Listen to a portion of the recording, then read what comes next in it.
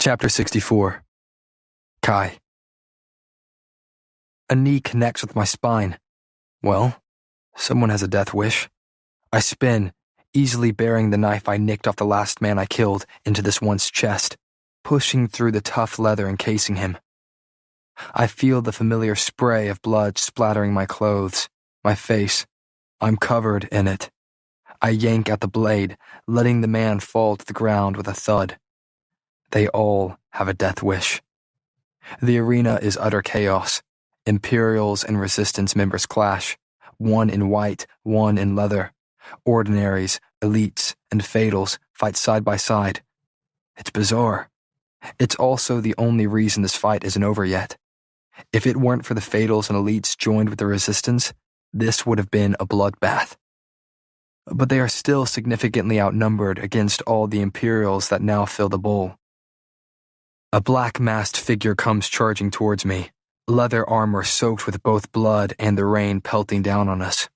I plant my feet on the slick concrete, letting him come to me. The hardest part of this fight is not knowing whether you'll be facing an ordinary, an elite, or a fatal. I barely have enough time to reach out with my power before he's on me. I feel nothing. Ordinary. But not to be underestimated. He flashes two knives at me, deadly sharp and skillfully swung. His daggers slash with quick movements, forcing me back. I duck under a swipe that was intended to slice my neck and send a quick jab to his open abdomen. He grunts, but the leather covering his chest and stomach helps to absorb my hit. I sift through the powers that surround me, feeling dozens buzzing under my skin. Why does it feel wrong to fight an ordinary in an extraordinary way? So far, I've used only my own strength to kill them, avoiding the use of an ability. It feels like cheating for some reason, and I like to win my fights fairly. I haven't even touched any of the Fatal's powers, though I feel them, potent and powerful. To use one of their abilities correctly could take years of training, so I stick to what I know, killing with my hands and the familiar abilities around me. He stabs his knife towards my chest. Predictable. I catch his wrist and twist, vaguely hearing his cry of pain as the other dagger plunges upwards, aiming for my heart. I turn, barely missing the fatal stab, and instead earn a shallow slice along my ribs. Still holding his twisted arm, I bend the blade back towards him while grabbing his shoulder. Then I yank him forward. His own knife buries deep into his chest, his eyes widening as he stares down at the hilt in his hand and the blade now buried in his chest. Staggering, he falls towards the concrete path, but I've turned away before his body hits the ground. Pressing an already bloody hand to the new gash across my ribs, I scan the throng. My gaze lands on Kit, watching as he douses those around him in flames. Something isn't right. I've never seen my brother like this before. So bloodthirsty, so brutal. Usually, those words are reserved for me, the future enforcer, and not Kit, the kind and caring future king. But right now, he looks enraged, feral in a way I've never seen before. I continue fighting through the crowd, trying to get a glimpse of father and mother. I'm both relieved and worried when I don't, hoping that Imperials got to them and escorted them back to the castle. It's only then that I notice how much the crowd has dwindled. My eyes dart to a figure running out of a tunnel and beyond the bowl. Another follows, clad in leather and masked in black. They are trying to escape, and I intend to follow. Chapter 65. Payden. Sharp steel slices deep across my forearm. I had jumped out of the blade's way, though I still earned a searing slash across my arm for my efforts. I bite back a cry of pain and crouch low, pulling my dagger from my boot and gripping it in my sweaty palm. The king laughs, taking another swipe at me with his sword, forcing me to dance around and avoid being sliced into ribbons. It's clear he has the advantage with his longer weapon to accompany his brawny ability. But despite that, he's unsteady on his feet thanks to the wound at his temple. So I do exactly what he mockingly suggested. I read him. He sways with each swing, having to steady himself slightly before trying to land another blow. His right foot steps with each swipe of the sword, followed by a small half-step from his left. He's holding the sword with his right hand, but he has 2 sheaths at his side, telling me he had another weapon at one point and can fight left-handed as well. He swipes again, high this time, forcing me to duck and roll to the right. We circle each other, his twisted smile visible even through the steady stream of rain. I need to get close to him. I need to distract him. Because I am not leaving here until I murder this murderer. Maybe that makes me no better than him. You killed him! You killed my father! I shout over the thunder rolling above us. I step closer, and his sword swings down in a wide arc that would have me cleaved in half if I hadn't dodged in time. He sways like I knew he would after a strike like that, and I use the opportunity to send my dagger sweeping across his chest. It carves a line through his shirt, his skin, leaving blood blooming in its wake. Something hard meets my temple, and my vision bursts with spots. I stumble back, blinking. Through my blurry gaze, I see the king's bloody chest and the sword he's holding, the handle still outstretched after sending it slamming into my skull. He laughs, but I hear the tremor in it. He's worried. He hates that I, a slummer, an ordinary, a no one, just left my mark on him. Oh, I'm going to do far more than leave a scar. Yes, well, a friend told me of his intentions and this resistance he was a part of. His voice is filled with laughter. So I did what I had to do. Another swipe of his sword catches me off guard and slices a shallow line across my abdomen before I dive away. Don't worry, Peyton. I didn't just kill your father simply due to some gossip, though I've killed men for less. I killed him to ensure my elite society remained. I can't seem to comprehend what he's saying, but that may only be due to the rage clouding all reason. Admit it, I spit. You lied to create your elite society. There is no disease spread by ordinaries. We don't weaken the elites or their powers. I did what was necessary, and you have no proof. You're a monster, I choke out. The gesture he makes is something like a shrug. A monster? Maybe. The most powerful king Ilya has ever had? Most definitely. No city is like Ilya, no people like my elites, and I intend to keep it that way. I lunge at him, knife slashing. The steel of his sword meets the much shorter steel of my dagger, hard. Very hard.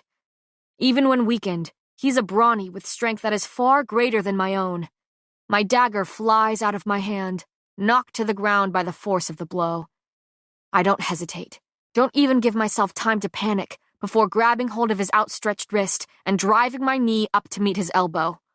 The sickening crack of his bone breaking blends in with a clap of thunder rumbling above us.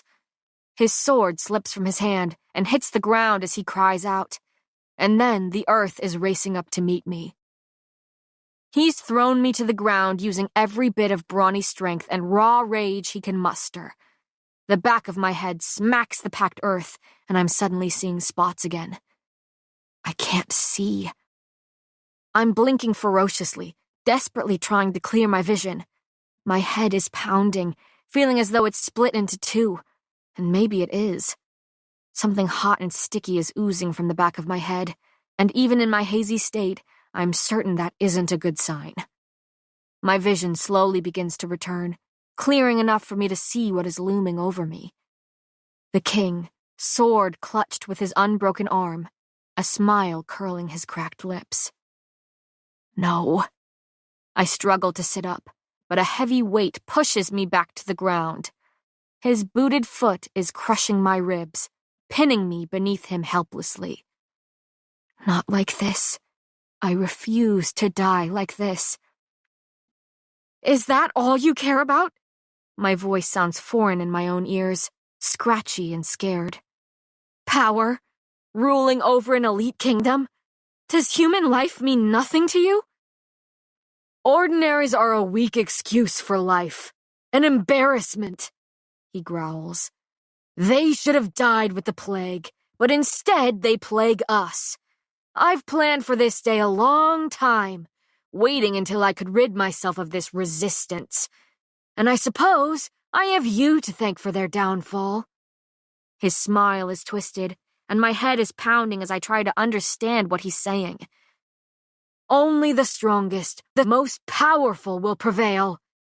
He leans down slightly, his cold gaze boring into mine as he says, It's survival of the fittest, and the fittest are the elites.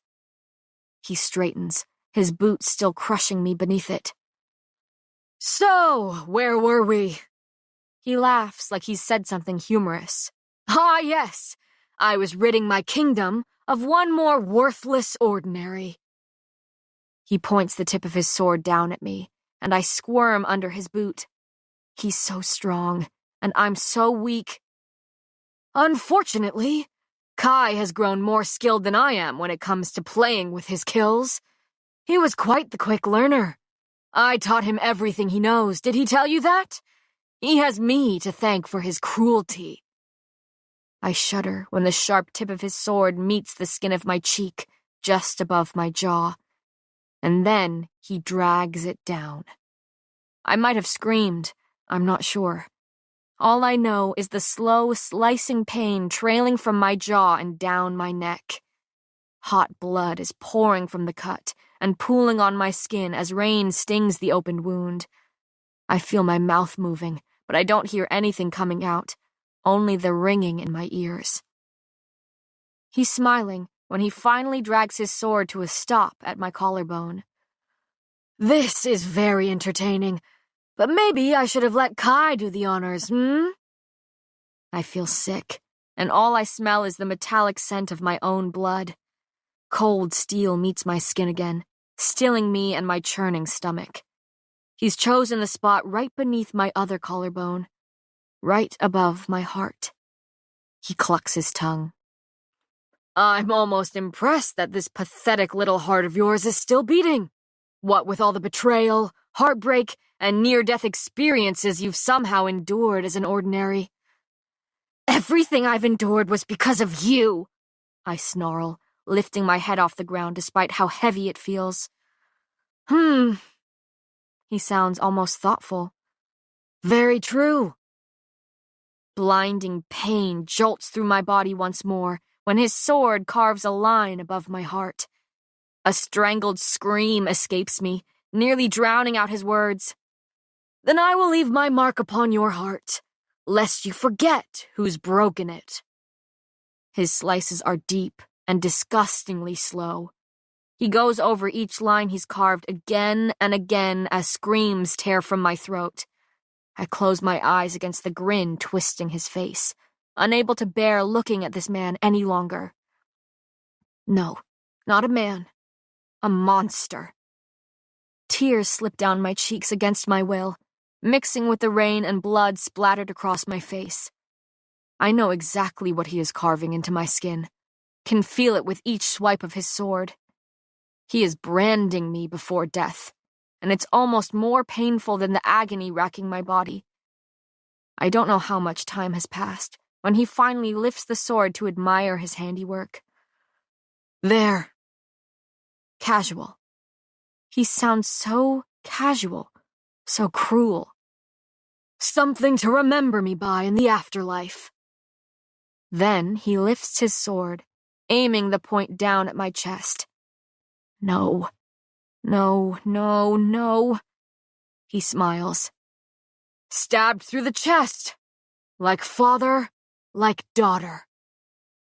I cannot die.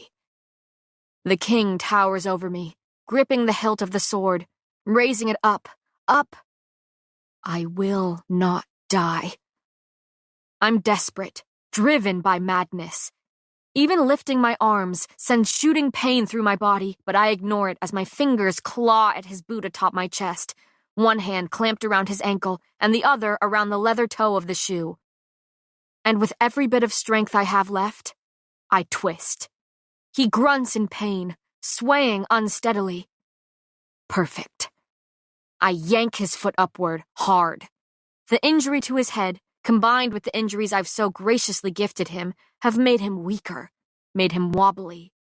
And he lands with a hard thud on the wet ground.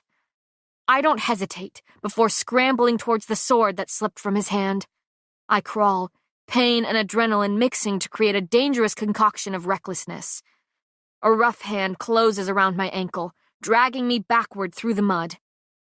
I scream, frustrated and fearful, as my fingers brush the hilt of the sword before I'm pulled away. My head whips around to see the king's face contorted with fury, equally bloody and muddy. I kick back as hard as my broken body will let me, and when I hear a crunch, I know my heel has found its mark. The king cries out, the sound gurgling as the blood streaming from his crushed nose runs into his mouth. I wrench my ankle free from his grasp and dive towards the sword, finally folding my fingers around its hilt. I drag myself to my feet, every movement painful. I'm soaked in blood, soaked to the bone by the pouring rain. I stagger towards the king, breathing raggedly as I drag the sword through the mud behind me. Now I'm hovering over him. Funny how quickly our roles have reversed. Me, about to take a life. Him, about to be the life I take.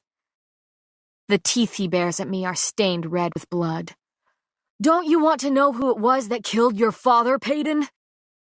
That one sentence stalls the sword I'm about to shove through his chest. He rasps out a laugh before choking on his own blood. "I already know who it was," I bite out through clenched teeth. "I saw you drive the sword through his chest." I turn my attention back to the weapon gripped in my hand, unable to bear this anymore and ready to— "Wrong!" I still before echoing. "Wrong?" He lets out another wheezing laugh, and I don't wait for him to stop coughing up blood before digging the point of my blade into his chest as I slowly say, "It was you." He coughs out his next words. "Funny how the mind can make us see what we wish to. You already hated me for what I did to your kind, so it must have been easy to convince yourself it was me who drove that blade through your father's chest." A bloody smile stretches across his lips. "But it wasn't." "Liar," I breathe, pressing the sword deeper into his chest. His next words are a little more than a hysterical whisper. "Let's just say that your first encounter with a prince wasn't when you saved Kai in the alley. No. No. It was when he killed your father." The world spins around me, threatening to throw me to the ground. This can't be happening. He's lying. He's a liar. He's... His first kill, too. The king continues with a bloody, reminiscent smile. "It was the first mission I sent him on, and I think the boy may have even cried after. Look at how far he's come. Look at how well I've trained him. Now he kills at my command and barely bats an eye at the dozens of deaths delivered by his hands." I can barely breathe. The boy who taught me how to dance, healed my wounds, asked me my favorite color under the stars. "You're lying," I choke out. He lets out a raspy laugh. "No, you're lying to yourself, Payton." The memory of the night my father died suddenly seems so fuzzy. Where I once thought I saw the face of the king, I now see a blurry body. I can't make out any of the details, can't seem to recall anything about my father's killer. I shake my head. I can't think about this now. I refuse to let my reeling thoughts of Kai distract me from the task at hand. Because now, I will kill his father. Once again, I find symmetry to be a sickening thing. I will not fail. The king's smile is bloody. I will not falter. Hysterical, mocking laughter follows. I will not feel remorse. Weak! Just like your father. The sword I drive through his chest shuts him the hell up. My next words are hollow, horribly calm. This is for my father. He lets out a weak, wheezing gasp as he lifts his head off the ground to stare at the damage I've done. His eyes widen at the sight of his own sword buried deep in his chest. A gurgling noise follows his gasp, blood spilling over the corners of his mouth and gushing from his wound. Nothing. I feel nothing for this man dying at my feet, dying by my hand. And this, I twist the hilt of the sword, drawing a scream from the king as more of his flesh rips and shreds, is for Adina. He lets out a strangled sob when I yank the sword out, throwing it to the ground. I spin around, finding my dagger lying several feet away. Each step towards it has me feeling stronger, despite every wound weakening my body. The silver swirled handle of my father's dagger is slicked with rainwater, blood, and mud, matching me. Drops of water stream down my face, stinging my open wounds as I turn the dagger over in my hand. I flip it once, twice, feeling its familiar weight. And this is for me, you son of a bitch. I let the dagger fly. Chapter 66. Payden. The blade finds its target, guided there by my hatred, my heartbreak, my heartlessness. It sinks into the center of his throat, instantly ceasing his raspy breaths. I'm shaking all over, staring at the corpse of a killer who's staring back at the creature who just became one. The king's head is lolled to the side, with my father's dagger lodged in his throat, his eyes wide and watchful. A tear slips down my cheek, mingling with the beads of rainwater rolling down my face. I wipe it away with bloody hands, unsure why I feel like crying. Is it regret? No, not regret. Not remorse. Not anything remotely close to guilt. It's relief. I take an unsteady step towards him, intending to grab my dagger and bolt. Something catches my eye. I spin towards the movement despite my body screaming in protest. My eyes land on glossy, unblinking ones. The girl is small, with dark skin and even darker hair. She blinks, her eyes clearing before a look of horror settles on her face. And then, she's sprinting. A sight. I blink in the rain, staring after the retreating form of the girl who likely just recorded me killing the king. I barely have time to process this before I hear heavy footsteps echoing down the stone tunnel to my right. I hesitate. My dagger. I need it. I have to have it. Whoever is heading through the tunnel is coming fast. I need to get out of here now. I have no idea whether this person is friend or foe, and I have no intention of finding out. I don't have a moment to spare. Not a single second to grab my prized possession, and my breaking heart is my most painful wound right now. Then I'm running. Every part of me is on fire. My body is screaming, streaked with blood, staggering with weakness. But I can't stop. Once I make it farther down the road, there will be woods to my right and... A knife whizzes past me, skimming my forearm with its sharp blade. I whip my head around and stumble to a stop at what I see. Every bit of his body is covered in blood. His hair is a mess of inky waves, sticky with sweat and streaked with blood. A thin blade is gripped between his fingers, his hand raised and ready to send it flying towards me. And something snaps into place at the sight of him. I'm suddenly back in my old home, hidden behind a cracked door as I watch a sword plunge into my father's chest. The sword, held by a boy with wavy black hair, a boy with gray eyes full of fear, a boy who just became a murderer. I shudder as my eyes sweep over the same black hair, those same gray eyes, and the same murderer before me. The sight of him now suddenly makes the memory of that night clearer than it ever has been before. Pieces of the puzzle that is my scattered memory begin to fall into place.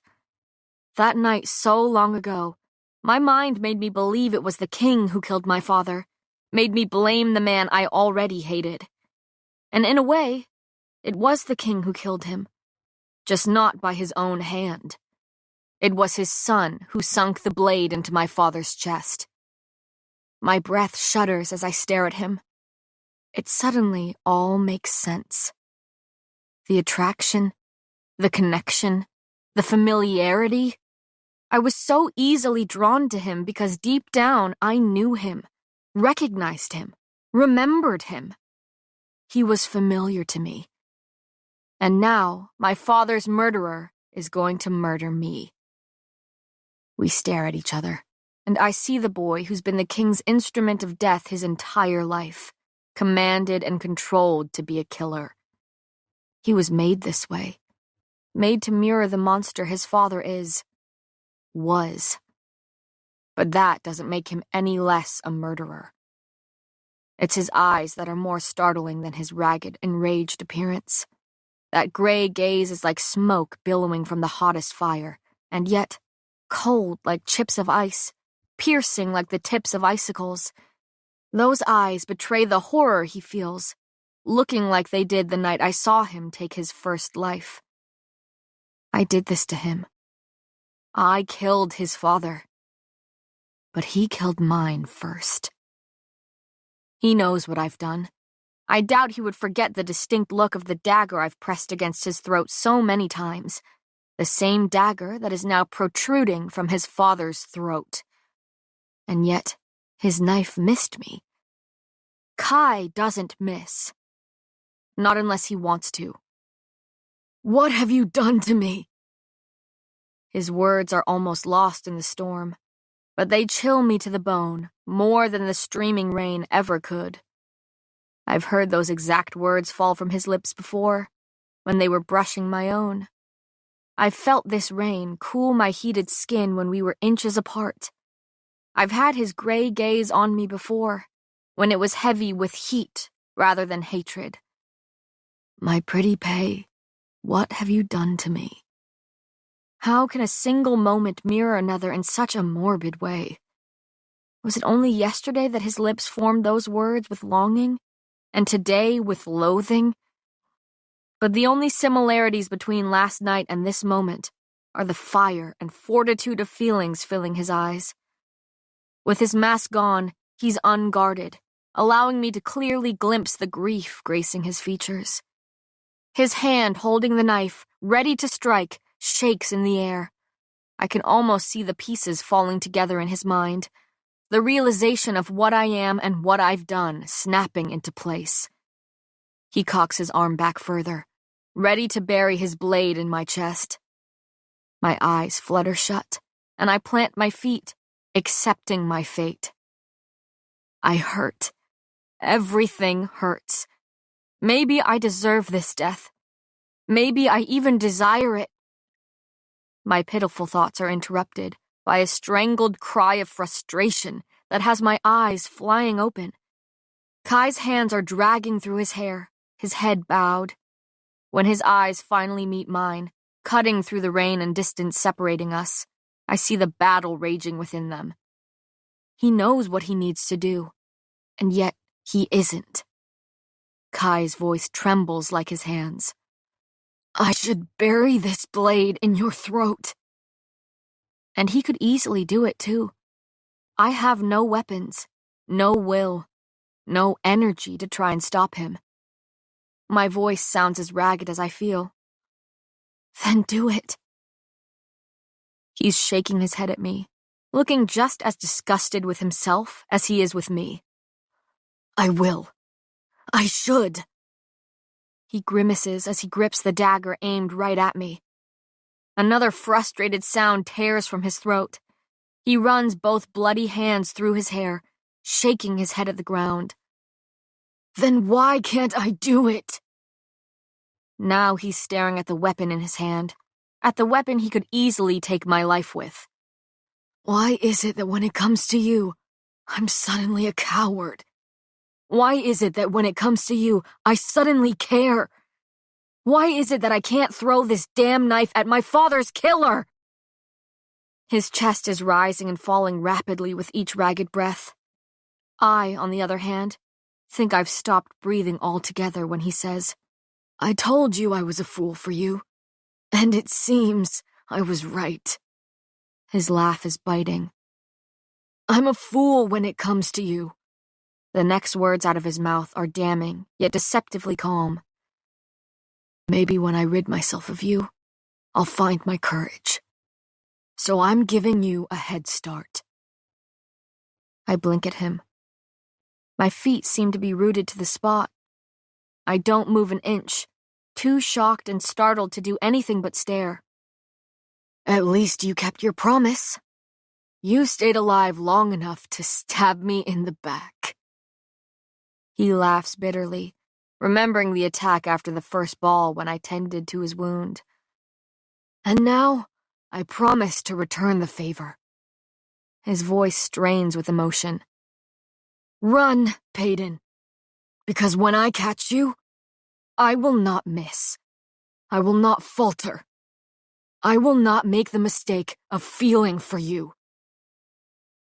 I'm frozen, still standing in the freezing rain. "Go!" he yells, his voice breaking. "Go before I find someone who isn't a coward, someone who isn't a fool, and let them bury this dagger in your back right here, right now." I stumble, tripping over uneven ground before turning away from him. And then I'm running again, like I've found myself doing all day, all my life. I throw a glance over my shoulder, glimpsing Kai dropping to his knees beside the king, with his eyes trained on me. I swallow the emotions clawing their way up my throat, threatening to leak from my stinging eyes. I don't look back. Chapter 67. Kai. How could I have been so blind, so oblivious? I watch her retreating form grow smaller, watch her escape me, escape a killer. Except, I didn't act like the one thing I was born to be.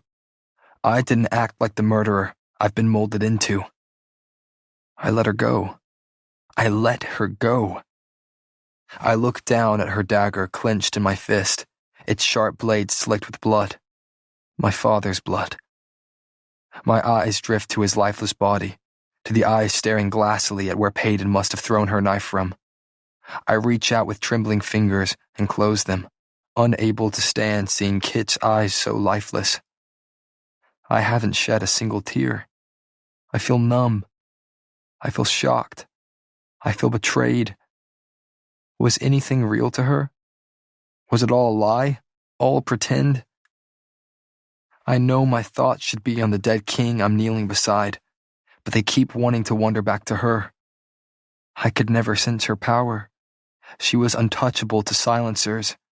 Their resistance didn't lay a finger on her when they attacked. Because she isn't ordinary. Because she is part of the resistance. Well, she was. There is not much to be a part of anymore after today. How could I not see it before? I shake my head, already knowing the answer to that question.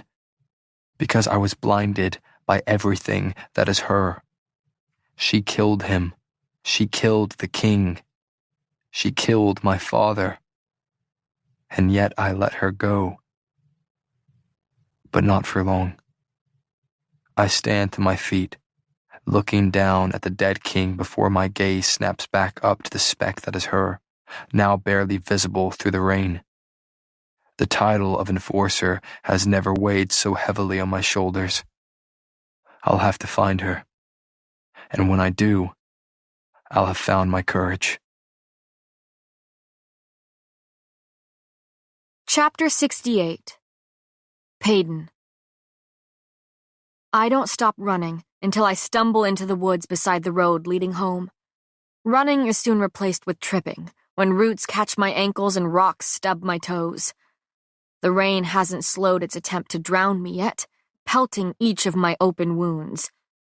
My finger finds its way to the gash trailing from my jaw and down my neck, tenderly following the torn and bloody path that I know will never look the same. Then my fingers fumble across my chest, stopping only when they meet the shredded skin right above my heart. I wince, and I wish it was because of the pain. O. I trace the jagged lines that form that single letter. That single letter that will forever scar, marring it with the memory of him and what I am. O for ordinary. The brand is just as mangled as the heart barely beating beneath it. I stagger onward, hand pressed against the O carved into my skin, and every meaning behind the seemingly simple letter. A pop of color catches my eye, bright against the dark foliage of the damp woods. My heart splinters at the sight, lungs squeezing and legs shaking. It was only yesterday that the sight made me smile, that the symbol was slid into my hair by strong hands, sure fingers. A forget-me-not, since you always seem to be forgetting who I am. I stare at the bundle of blue flowers, mocking me with the memory of stolen touches, silent promises. Now all that's left are shouts of revenge, steely eyes that promise no mercy, and a stolen silver dagger so dear to me, yet so likely to be the blade that stabbed through my heart. I don't give a damn if you forget who I am in title, so long as you remember who I am to you. I open my mouth to laugh, only for a sob to slip past my lips instead, my body deciding to shake with hurt rather than humor. Oh, I remember who he is to me. How could I forget my father's murderer? I stumble forward, blinking through the constant stream of rain and tears. Thick, hot liquid runs down my brand, my body, my very being. Honey. That's what I tell myself. It's just honey. Epilogue. Kit. It's been 3 days since I saw my father lying dead in the mud. 3 days since I last slept. 3 days since I could close my eyes without seeing his bloody body. 3 days since the resistance attacked at the final trial. 3 days since the girl I trusted, the girl I grew to want, became a murderer and a betrayer. 3 days since I became king. The crown atop my head is heavy, much like my eyelids have grown, and much like the weight of the kingdom now thrown onto my shoulders. I blink awake, reminding myself of what I will see if I give in to the fatigue. My only true parent, dead. The parent I have been trying to please, make proud my entire life, lying lifeless beside me. My knees sinking into the mud as my tears fall onto his bloody chest, his severed neck. I silence the screaming thoughts that have echoed in my skull for dozens of hours.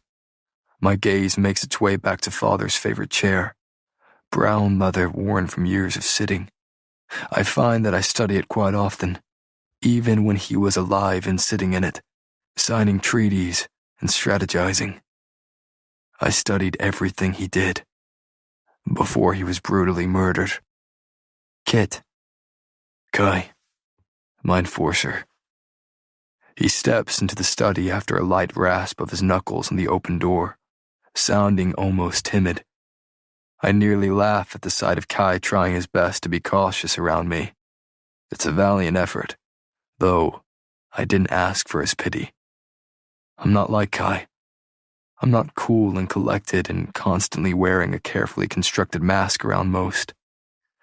My emotions are on full display, my heart on my sleeve. I'm Kit, the brother who is supposed to be kind and charming, said to become the kindest king Ilya has ever seen. Wrong. I feel anything but kind.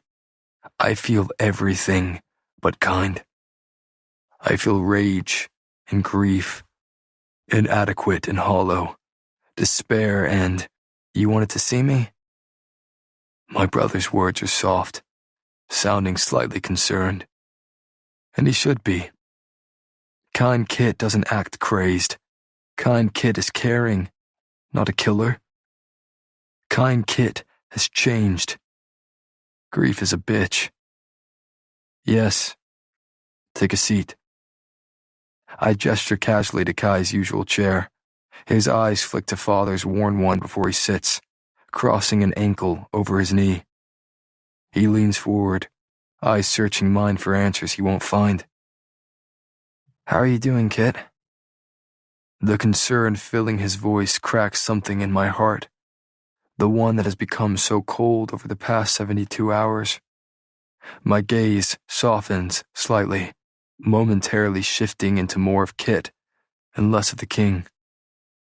He's still my brother, the only flesh and blood I have left, maybe even the only person I have left. I'm doing? What the hell kind of answer was that? I clear my throat. How is, I hesitate, Mother doing? She's not my mother. My mother is dead, just like my father. She's doing... Kai gives me a weak smile. She won't leave her room. It's like the grief of losing him is slowly... He trails off, turning his attention back towards Father's worn chair to distract himself from the unspoken words. I see. I did see. I understand how she feels, how it feels to be so swallowed, so smothered by grief. My eyes shift to Kai, taking in his stiff shoulders, his bruised and bloody knuckles. I pity the who or what he hit to take his mind off things. I almost cluck my tongue at him, wanting to chastise my little brother for wearing that cool mask of his around me. He never does that, and never shuts me out of his feelings like he's doing now. I'm not sure what Kai felt for our father, but I know he never cared for him like I do. Like I did. Perhaps it was a mix of love and loathing he felt for the man who made him into what he is. The man who was a king to him, not a father. But to me, Father was my foundation. He was who I strived to be, who I longed to be loved by. But now he's dead, and I'm still willing to do whatever it takes to make him proud. I've been walking through my whole life waiting to follow in his footsteps, and here I am, suddenly trying to fill his shoes. And I will do what needs to be done, so that in death, he will be proud. I glance at my brother, knowing he feels the grief too. Despite their rough relationship, Kai still lost the man he called father, if only in title alone. I can glimpse that grief peeking out in the hard set of his jaw, the constant crinkle of his brow, the bounce of his knee. But I know he's mourning more than one person. I know I am. Kai. His attention snaps to me. My coronation is completed. Father's burial has been dealt with. I pause, needing a moment to clear the emotion from my throat. And you are now my true enforcer. He nods, slowly, knowing all this information already. So, it's time for your first mission. He nods again, just as slowly. It's a formality. We both know he couldn't refuse even if he wanted to. He has sworn his services to me, despite how damn awkward our dynamic has become. I knew I would be ruling over my brother one day. I just didn't think that day would come so soon, so suddenly. I school my features into neutrality. Find her. And there goes Kai's mask. It slips, flooding his face with feelings that flit by too fast for me to interpret. But I'm not blind. I saw the way she affected him. Saw the way he let his guard down around her. Something he used to reserve only for me. It seems that she got the best of us both, before stabbing us both in the back by stabbing Father through the chest and throat. My only true parent. Dead. The parent I have been trying to please, make proud my entire life, lying lifeless beside me, my knees sinking into the mud as my tears. I want you to find her. I speak over the shouting sorrow in my head, and I want you to bring her to me. Kai doesn't look at me as he dips his head in a single solemn nod. Yes, Your Majesty. The title on his lips sounds foreign, but I find I like the ring of it. I stand from my seat and stride over to the one with the faded brown leather, filled with the memory of a dead king. And then I sit down, slowly. Bring me Paden Gray, Enforcer.